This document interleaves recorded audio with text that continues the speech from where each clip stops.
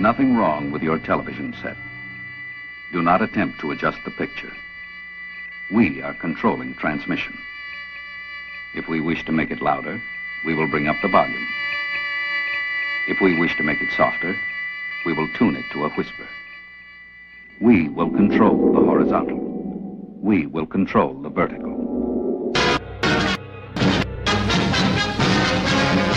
Below a huge plastic balloon of helium gas, a man prepares to explore the fringes of outer space. He is Major David Simons, a U.S. Army doctor.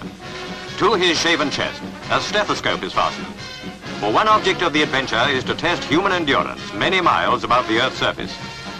It will help to answer the question, when we achieve space travel, will the human body be able to stand it? The pressurized canister, with its mass of lightweight instruments and its bright aluminium casing to protect him against radiation, is sealed around Major Simons. He plans to stay aloft for 30 hours or more, gathering information on cosmic rays and other problems, and incidentally, admiring a view of the world such as no man has seen before. As the miles slip past him and the atmosphere thins out, the plastic balloon will swell into a sphere. Major Simons' achievement, a flight of 32 hours, reaching an altitude of about 19 miles. He was tired and cramped, but he came to no harm. Thus, a brave soldier scientist takes mankind a step farther in his journey into space.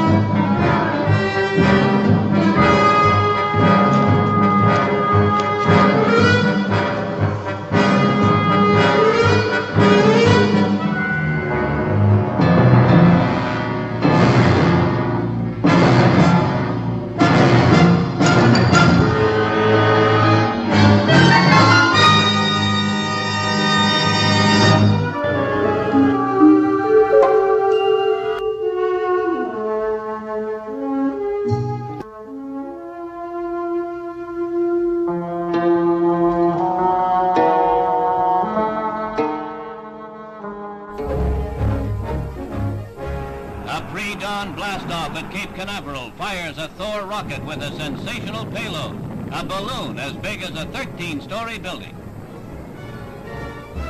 This canister released from the rocket carries within it an Echo balloon satellite, like the one that will reflect signals from space back to Earth when put into orbit next fall. Remarkable cameras carried aloft by the Thor record the brief life of the largest satellite yet, as it goes 922 miles into space. The experiment is a complete success.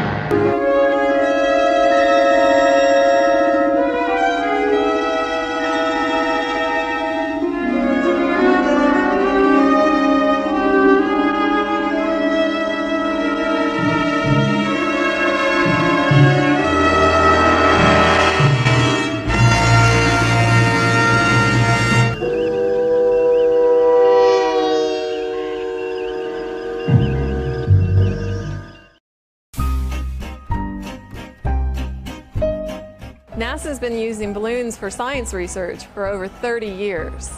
The exploration that can be done on balloons is continuing to grow. Balloons are low cost, and traditionally we get our payloads back. So you can work on a technology development where you're testing something, getting it back, recover, refly again. The standard balloon that I fly is about 660 feet long when it's made. So when it's inflated, it's over 400 feet tall by 440 feet wide. Think of a dome stadium. That's how big my balloons are. We use helium as our lifting gas for our balloons. Helium is lighter than air. So the mass of the air it displaces is greater than the mass of the balloon plus the mass of the helium. How we get it to go up is we have to put extra helium in the balloon on the ground. That gives us a positive upward force for the balloon system to rise through the atmosphere. And once the balloon actually reaches the float altitude, then that extra helium we put in for the lift is vented out. Now, when I have the balloon at float altitude, one of the things that's important is temperature. A balloon is a thermal vehicle. If I have the sun go away, my gases will cool and my balloon will start to lose lift. Our 40 million cubic foot volume balloon can lift up to 6,000 pounds. That's like 1.5 Ford Explorers. Imagine picking up Mom's SUV and launching it into the stratosphere. I'd rather have a science balloon than a science satellite. With a balloon, there's no need for rockets. To get a satellite to hover over the same spot on Earth, geostationary orbit, you have to be 36,000 kilometers away, too far to use some sensors, like radar. A balloon can sit 1,000 times closer, in the stratosphere, 30 to 40 kilometers above the Earth, and still be above 99% of the atmosphere with clear views of the stars or wide panoramas of Earth. You can bring down a balloon, tinker with onboard scientific equipment, and then launch again. Satellites, not so much. Cost is also a factor.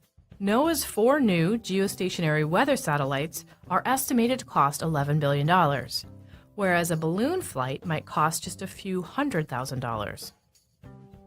NASA's been flying balloons for a long time, but without any steering capabilities, they drift in the wind across continents. Now, private industry is getting in the balloon game, with new technologies that are enabling balloons to hover over one spot. These balloons rise and fall in the stratosphere, catching countervailing breezes that allow them to stay roughly in the same place. How do you keep a balloon stable enough to use a telescope?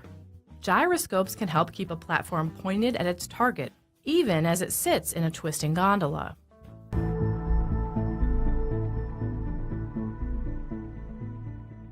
We are just like a cell phone tower, but in the sky. And the same way that their central office of the telco interacts with all their cell towers, they will interact with our balloon. Another way to think about it is, if you drive down the highway on a phone call, you will switch between cell towers. What we're doing is kind of flipping that on its head. So you're standing still on the ground with your LTE phone, and as one balloon goes overhead, another balloon comes in range, and you're switching between one balloon to another without dropping the call. The balloons today can cover 5,000 square kilometers on the ground. What you're seeing is a balloon inside a balloon. We have a unique way of actually adjusting the altitude in these balloons. This balloon has a constant volume, and there is helium in it, right? So the helium brings the balloon up. And now, if we want to change altitude, we have another balloon inside the balloon that we fill with air. And as we add more air in there, the mass is going to increase, and the balloon is going to go down. It's easy to steer the balloon by picking up different winds and different wind directions at different altitudes.